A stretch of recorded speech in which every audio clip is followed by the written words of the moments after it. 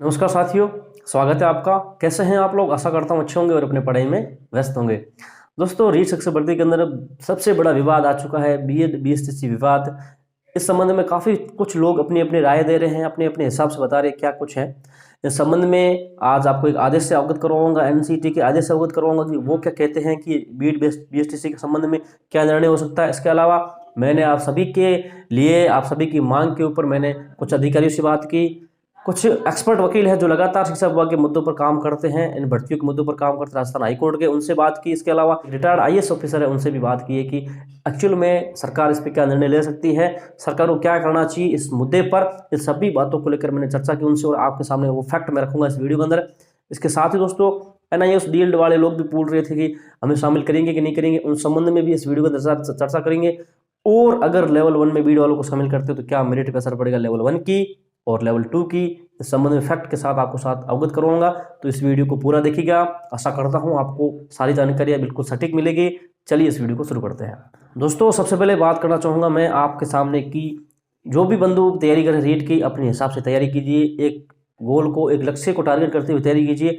किसी भी अन्य मुद्दों में मत पड़िए, बीएड हो चाहे बीएसटीसी हो, इस मुद्दे को आगे मत बढ़ाइए, विवाद को मत बढ़ाइए, भर्ती को ले डूबेगी। मैं रोजाना ही वीडियो के अंदर आपसे निवेदन करता हूं, क्योंकि दोस्तों मैं आपको बताऊं, जब मैंने तैयारी की रीट 2018 की, सिलेक्शन हो गया, लेकिन हमें ज्वाइनिंग नहीं मिली, क्योंकि यही विवाद थे, आपस में लड़ना झगड़ना, कोर्ट में जाना, कोर्ट में भर्ती अटकना, फिर लगातार दर दर की ठोकरें खाना। बहुत मुश्किल होता है दोस्तों, बहुत मुश्किल कष्ट होता है, ये हमने झेला है।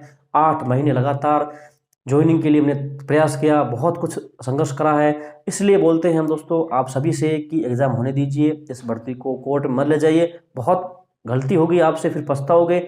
आराम से भर्ती होने दीजिए। जो बंधु वर्ग पढ़ रहे हैं और एक्चुअल में अच्छी तन मन धन से अपने माता पिता के सपनों को साकार करने के लिए पढ़ रहे हैं, उनके सपनों को मत तोड़ने दीजिए। तो सबसे पहले बात करूंगा कि अब इस पे क्या निर्णय हो सकता है। एनसीटी की गाइडलाइन, एनसीटी के पास एक आरटीआई भेजी किसी अभ्यर्थी ने, उसने पूछा है, कुछ सवाल है जैसे कि भाई लेवल 1 में क्यों शामिल करना चाहिए, बीएड वालों को शामिल करना है तो कौन सी धारा के अंदर शामिल करना चाहिए, वो क्यों पात्र है, और पात्र है तो किस लिए है। इन सभी कुछ 5-7 सवालों को लेकर उसने आरटीआई लगे। हाँ, आरटीआई लगाना बहुत अच्छी बात है कि जानकारी देगी एनसीटी, लेकिन मैं बताना चाहूँगा जब बिहार हाईकोर्ट और उत्तर प्रदेश के अंदर ये मामला फंसा, तब एनसीटी ने भी एनसीटी से सीधा ही कोर्ट जवाब पूछती है। हमेशा ध्यान रखना, जब भी कोर्ट के अंदर याचिका दायर होगी इस संबंध में, तब कोर्ट एनसीटी को एक नोटिस भेजेगी इस संबंध में कि आप क्या विधिक राय रखते हैं इस संबंध में, कि आप इस पर अपनी राय रखें। और ऐसा ही बिहार हाईकोर्ट और इस पर रखा गया था, और एनसीटी ने बता दिया था कि इसमें कि स्पष्ट है कि इनको शामिल करना चाहिए।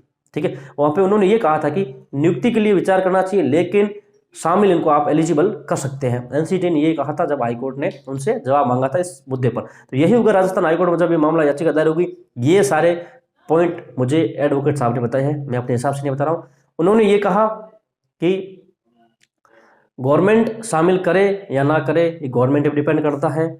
अभ्यर्थी कोर्ट में जरूर आएंगे। उन्होंने कहा कि हमारे पास पहले से लोग आ चुके हैं, और जैसे वो आएंगे ये सारा मामला अब क्लियर करेगी एनसीटी। उन्होंने मुझे ये कहा कि एनसीटी ही अब इस मामले को क्लियर करेगी। जब ये मामला कोर्ट में आएगा, जवाब तलब करेगी एनसीटी को कोर्ट, और कोर्ट पूछेगा कि एक्चुअल में इसका क्या निर्धारण होना चाहिए। तब सबके सामने स्थिति क्लियर हो जाएगी। तब गवर्नमेंट को भी मिल जाएगा जवाब, और कोर्ट को मिल जाएगा जवाब, अभ्यर्थियों को मिल जाएगा जवाब। ये सारा मामला तब क्लियर होगा। ठीक है, अब बात करते हैं कि एक रिटायर्ड ऑफिसर से मैंने बात करी, बहुत अच्छे विद्वान हैं, उनसे मैंने लगातार 10 दिनों संपर्क में था, तब जाके कल मेरी बात हुई। उन्होंने मुझे बताया, हालांकि मैं उनका नाम नहीं ओपन करूंगा क्योंकि उन्होंने बताया कि इन मुद्दों में मुझे नहीं लाना चाहिए, आप यूट्यूब पे डालोगे तो फिर अच्छा नहीं रहेगा, तो नाम नहीं बताऊंगा मैं उनका। लेकिन उन्होंने मुझे बताया, देखिए शिक्षा संवर्ती सूची का हिस्सा है, शिक्षा पे राज्य सरकार को भी अधिकार है निर्णय बनाने का, नियम बनाने का। लेकिन जब विवाद होता है केंद्र और शिक्षा राज्य का, केंद्र और राज्य का जब विवाद होता है तब वहाँ पे केंद्र की चलती है, लेकिन विवाद केंद्र को करने की जरूरत नहीं है। यहाँ पे सबसे पहली बात, राज्य सरकार के पास अधिकार है कि वो अपने हिसाब से थोड़े बहुत नियम परिवर्तन कर सकते हैं। अब राज्य सरकार चाहे, देखिए उन्होंने का स्पष्ट कहा, राज्य सरकार चाहे तो उन्हें शामिल नहीं कर सकती है, और कोर्ट में भी जाए तो राज्य सरकार अधिसूचना जारी कर देगी तो भी इसको शामिल नहीं करेंगे, कोर्ट भी इस चीज को नहीं लगन करेगा। लेकिन राज्य सरकार करना चाहेगी तो कर सकती है, ये राज्य सरकार पर अब डिपेंड करता है। उन्होंने खुला मुझे कहा कि राज्य सरकार की जो मंशा होगी अब वही होगा। राज्य सरकार अगर चाहती है बीएड वालों को शामिल करना तो करेगी, राज्य सरकार चाहती है कि बीएड वालों को शामिल नहीं करेंगे तो नहीं करेगी। एनसीटी ने भले ये चीजें लिख दी हो, उन्होंने मुझे स्पष्ट कहा। एनसीटी ये कहती है कि टेट हर वर्ष आयोजित करवाना चाहिए जैसे सीटेट होता है, लेकिन नहीं करवाते। एनसीटी ये कहती है कि रीट की वैलिडिटी, टेट की वैलिडिटी पहले 7 साल थी, अब आजीवन कर दी गई है। वैसे अभी 3 साल है। तो एनसीटी के कुछ कुछ नियम होते हैं जिन्हें बदलाव करती है राज्य सरकार, और राज्य सरकार के पास ये अधिकार भी है। उन्होंने मुझे स्पष्ट कहा, ये मैं अपनी तरफ से बता रहा हूँ, रिटायर्ड IAS ऑफिसर के बारे में बता रहा हूँ, उन्होंने मुझे ये चीज़ बताई और उन्होंने कहा है कि राज्य सरकार स्वतंत्र है इस मुद्दे पर निर्णय लेने के लिए, कोई बातें नहीं है, ये अपने हिसाब से अपने वोट बैंक के हिसाब से निर्णय लेंगी। मैं आपको खुला कहता हूँ कन्हैया जी, ये सारी चीज़ उन्होंने बोली और मैं फैक्ट आपके सामने स्पष्ट कर रहा हूँ। अब इसके अलावा दोस्तों बात करते हैं कि अगर शामिल करते हैं तो मेरिट में क्या फर्क पड़ेगा लेवल 1 की। लेवल 1 की फेरिट में कोई फर्क ज़्यादा नहीं पड़ना है। क्यों शामिल करते हैं तो लेवल 1 के अभ्यर्थी इतने खतरनाक धांसू तैयारी वाले होते हैं कि लेवल 2 को टक्कर दे देंगे आराम से। और लेवल 2 वाला बंदा जो लगातार अपनी विषय की तैयारी कर रहा है, वो इन 2-3 महीने के अंदर कौन सा तीर मार लेगा, उल्टा वो घाटा ले लेगा, उल्टा अपने पे वो कुल्हाड़ी मार लेगा। जितनी अच्छी तैयारी की है उस तैयारी को छोड़ के नई तैयारी में घुसेगा तो उस तैयारी को भूल जाएगा। उस चक्कर में वो अपने लेवल की तैयारी भूल के उसमें भी अच्छा परफॉर्मेंस नहीं दे पाएगा। तो उल्टा नुकसान तो बीड वाले अभ्यर्थी उसको है जो ये चाहता है कि मुझे शामिल करे, और फायदा किसको होगा, उस बीड अभ्यर्थी को फायदा होगा जो ये चाहता है कि मैं लेवल 2 की तैयारी करूं, मुझे लेवल 1 से कोई लेना नहीं है। और वो अच्छी तैयारी करेगा तो सिलेक्शन ले लेगा। क्यों? क्योंकि उनके बंधुवर ही उनका भला कर रहे हैं, क्योंकि वो ऐसे भला कर रहे हैं कि वो एक जगह से निकल के दूसरी जगह में भी हाथ आजमाना चाहते हैं। तो अच्छा, ये उनके लिए अच्छा नहीं होगा। जब 2 नावों की सवारी करोगे तो आप बीच में डूबोगे। तो ये फायदा लेवल 1 के लिए भी हो जाएगा, क्योंकि लेवल 1 को कोई दिक्कत नहीं है वैसे भी, और लेवल 2 वाले अभ्यर्थी को वैसे फायदा है क्योंकि वो अपने हिसाब से तैयारी कर रहा है और कुछ भीड़ कम हो रही है उसके हिसाब से ही तैयारी वाले बंदे ही कम हो रहे हैं, तो उसको फायदा हो रहा है।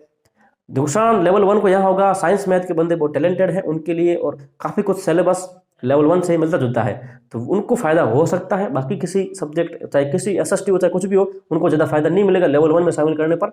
लेकिन साइंस मैथ वालों को फायदा मिल सकता है, लेकिन वो भी अपने हिसाब से तैयारी कर रहे हैं, इतना कुछ तैयारी नहीं कर पाएंगे कि लेवल 1 को टक्कर दे पाए। तो लेवल 1 की मेरिट पे ज़्यादा अच्छा असर नहीं पड़ेगा, और वहीं लेवल 2 की मेरिट पे भी असर पड़ सकता है, क्योंकि ऐसे जो बंधुवर चाहते हैं कि मुझे उसमें शामिल करें तो वो इसकी तैयारी न कर पाएंगे लेवल 1 की, ना ही इसकी तैयारी कर पाएंगे, तो वो बीच में रह जाएंगे। तो उनसे भी निवेदन है कि आप अपने एक हिसाब से तैयारी कीजिए, लेवल 1 की करो चाहे लेवल 2 की करो, कुछ भी हो सकता है, इसका कोई भरोसा नहीं है। आप लेवल 1 की तैयारी करो, लेवल 1 में तैयारी करो और लेवल 1 की आप शामिल नहीं करें तो आप फिर से पीछे रह जाओगे। लेवल 2 की तैयारी करो, लेवल 1 की तैयारी करो, शामिल भी करें तो आप अच्छी तैयारी किसी भी नहीं कर पाओगे। इससे अच्छा है कि किसी न किसी एक की तैयारी करो जो आपको लगे और आप अच्छा परफॉर्मेंस दे पाओ। मेरा तो यही सुझाव है, बाकी आप अपने हिसाब से निर्णय ले सकते हैं। NIOS DLED वालों के लिए बात करूँ तो त्रिपुरा में एक मामला आया था, और एक और स्टेट है वहीं पे मामला आया था, उन्होंने ये मामला फंसा था। तब उसमें क्या हुआ कि अभ्यर्थियों ने मांग की कि हमें शामिल किया जाए, लेकिन जब ये मामला कोर्ट पहुंचा और विज्ञप्ति में लिखा होता है कि 2 वर्षीय डिप्लोमा होना चाहिए, 2 वर्षीय डिप्लोमा का मतलब होता है 24 माह, जबकि NIOS DLED 18 माह का होता है। तब ये जवाब मांगा गया कि 18 माह का डिप्लोमा है तो उसको शामिल नहीं कर सकते इस भर्ती के अंदर। तब मामला कोर्ट में गया और जहां उनसे पूछा गया, HRD मिनिस्ट्री से पूछा गया इस मामले में, HRD मिनिस्ट्री ने ये कहा कि यहाँ 18 माह का है, लेकिन ये अभ्यर्थी, ये डिप्लोमा वाले अभ्यर्थी इस भर्ती के लिए पात्र है, बिल्कुल स्पष्ट कहा, और ये उनको शामिल करना भी चाहिए। और जब शिक्षा मंत्री निशंक साहब के पास मामला पहुंचा तो उन्होंने भी यही कहा कि 18 माह का है लेकिन इनको शामिल करना चाहिए, तो वहां पे उसमें शामिल किया था NIOS DLED को। लेकिन राजस्थान सरकार के पास जब मामला पहुंचा है अभी, लेकिन अभी तक निर्णय नहीं किया उन्होंने, और विज्ञप्ति के बाद पता चल जाएगा आपको कि शामिल करते हैं कि नहीं करते हैं तो आप अपने हिसाब से कार्रवाई करेंगे तो आपको डेफिनेटली शामिल करना पड़ जाएगा, क्योंकि आप एक एलिमेंट्री एजुकेशन के अंदर डिप्लोमा रखते हैं चाहे वो 18 माह का हो। इसके साथ दोस्तों ये कुछ था इस वीडियो के अंदर, मैंने आपके सामने स्पष्ट किया है, आशा करता हूँ कि हेल्पफुल रहा होगा। तो दोस्तों अगर आप इस चैनल पर नए हैं तो जरूर सब्सक्राइब कर लीजिएगा। यहाँ पर आपको रेट से जुड़े हुए ऐसे कई मुद्दे, अन्य मुद्दे, जो भी मुद्दा होगा मैं आपके सामने स्पष्ट तरीके से सटीक रूप से लाता रहूँगा। अलग अलग एक्सपर्ट्स हो, जानकार हो, उनसे राय मशवरा करके आपके लिए जानकारी लाता रहूँगा। हर एक मुद्दे पर सही सटीक जानकारी आपको इस चैनल पर जरूर मिलेगी।